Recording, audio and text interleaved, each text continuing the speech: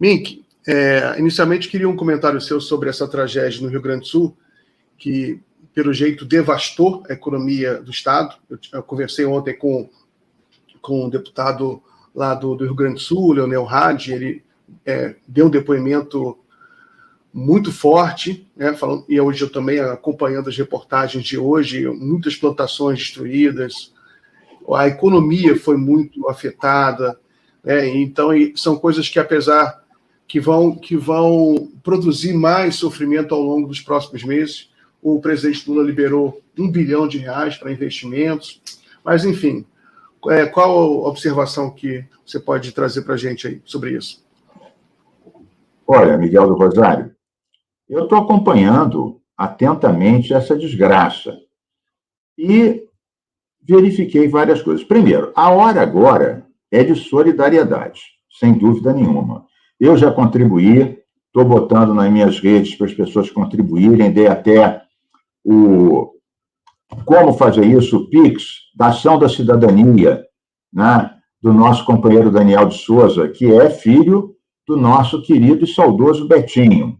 Então, a hora é de solidariedade.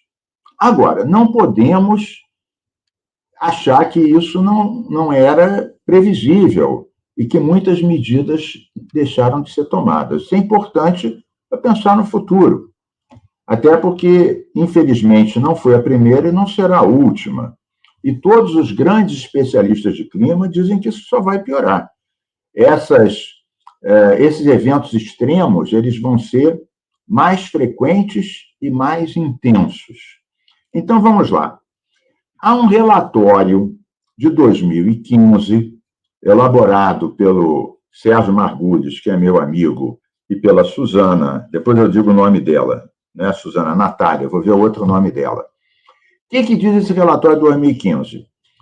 Que as chuvas vão se identificar e que aquela formação do sul do país, né, onde há sempre o confronto da massa de ar frio, que vai subindo, e da massa de ar quente, que vai descendo, e temos os dois oceanos influindo diretamente, o Atlântico e o Pacífico, que isso vai aumentar, e eles analisam esta região, dizendo o seguinte, fazem uma análise, dizem, olha, lá, o Rio Guaíba é quase que uma grande lagoa, né? Vários rios vão para lá e a saída disso é muito complicada, porque vai para a Lagoa dos Patos, então isso tem uma entrada muito forte, e eles dizem, os diques são insuficientes, e a drenagem é muito lenta, tem que fortalecer os diques, aumentar e fortalecer, reforçar, e ampliar a drenagem, para a drenagem ser mais rápida.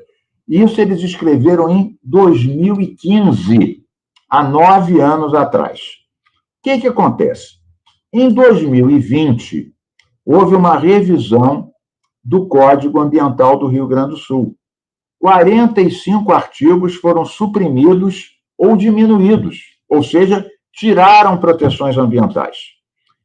Em 2023, já no segundo semestre do ano passado, o Parlamento gaúcho, que é conservador, aprovou uma lei sancionada pelo atual governador, permitindo construir barragens em APAs, áreas de preservação ambiental. Eu não estou dizendo que essa tragédia é por causa disso, né? Não é o Leite o único responsável, se bem que eu já usei um trocadilho infame nas minhas redes. Eu digo, desmonta as proteções ambientais, depois não adianta chorar o leite derramado. Mas essa foi uma picadinha nele que, obviamente, agora está se vitimizando, como se ele não tivesse feito nada errado. Fez, desconheceu. Ele é que fez o relatório de 2015, não, foi o governo federal, era o governo Dilma. Mas está lá, todo governante tem que tomar conhecimento, é um documento público, né? Depois eu vou dar até aqui para você, se você tiver interesse, Miguel do Rosário, o link desse documento. Eu já botei nas minhas redes, mas, eventualmente, você pode dar aqui também no teu... Tem interesse, sim, tem interesse. Manda para mim, que eu publico até no comentário.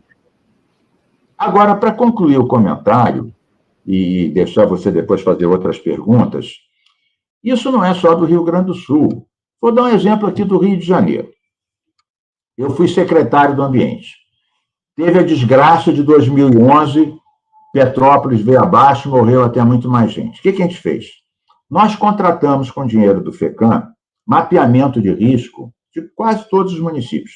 Todos da região serrana, da Baixada Fluminense, da área Angra-Paraty, Noroeste Fluminense. Mapeamento de risco.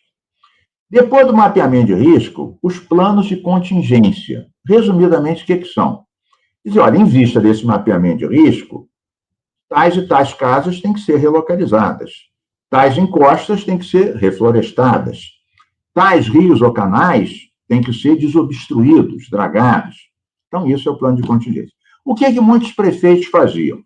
Pegavam o mapeamento de risco e o plano de contingência e botavam, isso aqui é uma girafinha muito simpática, botavam uma escultura qualquer, um vaso de planta em cima e continuavam licenciando loteamentos, shopping, estradas, naquelas áreas onde o mapeamento de risco e o plano de contingência diziam nem pensar. Eu tive que fazer uma lei obrigando as prefeituras a incluírem nos seus planos diretores e leis de uso do solo as restrições e determinações do mapeamento de risco e do plano de contingência. No Brasil, infelizmente, Miguel, nós não temos uma cultura de prevenção. Uma cultura de prevenção. Vou dar um último exemplo antes de devolver a bola para você. Quando eu estava na secretaria, em 2012, nós estávamos dragando os rios Iguaçu, Sarapuí e Botas, relocando as famílias, relocamos mais de 30 mil pessoas, com dinheiro do FECAM e dinheiro do Ministério das Cidades. Né? Na época, governo 2012, governo Dilma. Né? E aí, nós também criamos uma APA do Alto Iguaçu, que era uma área que os técnicos diziam que, pelas suas características, tinha uns polders, vegetação, áreas de relevo inverso, portanto, depressões, que era ótimo para segurar a enxurrada e não inundar a Baixada Fluminense, onde moram mais de 3 milhões de pessoas. Muito bem. Você acredita que, no ano passado, um deputado de Caxias, né, o Rosenberg Reis, entrou com um projeto para acabar com a APA do Alto Iguaçu, que a gente fez para prevenir inundação. Eu até hoje falei com ele no plenário, vem cá, você vai manter esse teu projeto que acaba com a APA do Alto Iguaçu, depois se inundar aquilo tudo, morrer gente lá em Caxias e Nova Iguaçu, com que cara você vai ficar? Ah, não, mas eu não queria acabar, eu queria apenas dizer que podia ter várias atividades lá. Exatamente, a APA do Alto Iguaçu era para não ter estas atividades, naquele ponto restrito, para segurar a água da chuva. Ou seja, tem gente que não só não cria a prevenção, como vai destruir a prevenção que você criou. Devolvo a bola para você, Miguel. Muito bem, Mink. Esses momentos assim de tragédia ambiental é uma oportunidade sempre para a gente ouvir a natureza. Né? É como se a natureza ela desse um grito: olha, estou aqui, me respeita. Né? Porque a natureza ela não tem culpa de nada, ela não tem nenhuma malignidade intrínseca. Claro. Né? Ela são os efeitos naturais. Né? Então, é preciso a gente se adaptar à natureza. Né? E no caso, chuva é uma coisa muito complicada, mas eu diria que é possível se adaptar, né? É importante deixar escoar a água. Eu sempre me preocupo com isso, amigo, porque as cidades todas, elas são todas feitas de concreto e não tem espaço para escoar água. Então, é matemática básica. Se você não dá espaço para a água escoar, eu morei muitos anos na Lapa, no centro do Rio de Janeiro. Morei mais de 15 anos lá. Alagava sempre, né? Era horrível, porque ficava aquela água suja, podre, alagada. E acontece em todas as cidades do Brasil, né? Esse evento agora é mais catastrófico, uma coisa de porte mais trágico. Mas acontece em quase todas as cidades do Brasil. Enfim, né? Eu criei recentemente 2 unidades de conservação em Petrópolis. Uma se chama Revis, Refúgio da Vida Silvestre da Serra da Estrela. tem 5.000 hectares e faz um corredor de biodiversidade, juntando a APA Petrópolis e a Rebio Tinguá, Reserva Biológica do Tinguá, pega Caxias e Nova Iguaçu. A outra que eu fiz mais recente, tem menos de 2 anos, chama Mona quer dizer Monumento Natural, Monumento Natural Maria Cumprida.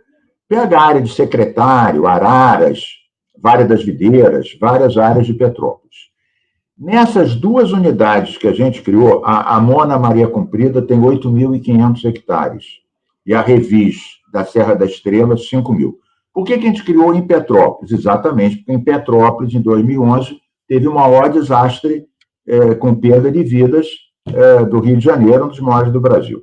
Nessas 2 áreas que a gente criou essa proteção, não morreu ninguém mais com as enxurradas. Morreu gente em Petrópolis, Teresópolis, Friburgo. Mas nessas áreas onde a gente criou esta proteção, não morreu mais ninguém. É o que você disse, a natureza não é culpada. Ela reage às nossas más intervenções.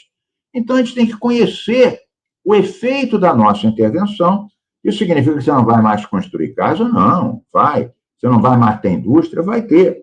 Você tem que saber quais são as áreas que serão inundadas, quais são as áreas que deslizam, como é que é o solo dessas regiões, para onde o rio vai desaguar.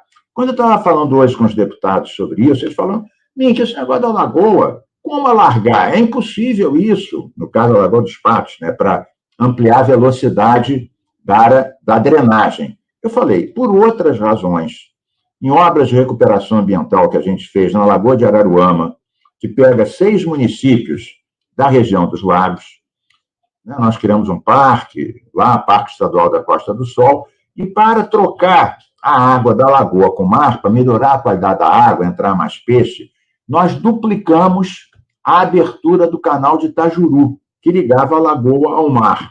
Nesse caso, não foi para prevenir inundação, foi para melhorar a qualidade da água da lagoa. Mas eu dei esse exemplo para mostrar que é possível, sim, alargar a troca de água do mar com a lagoa. Quer dizer, isso que a gente fez na Lagoa de Araruama, em tese, poderia ser feito na Lagoa dos Patos, por exemplo, que é para onde desce o Rio Guaíba. Só para dar um exemplo. As pessoas falam, é impossível alargar. Como é impossível? A gente fez isso na Lagoa de Araruama. Duplicamos a abertura do canal de Itajuru, naquele caso, e melhorou imensamente a qualidade da água da Lagoa de Araruama. Voltou o cavalo marinho, o peixe, o camarão, mas isso é outra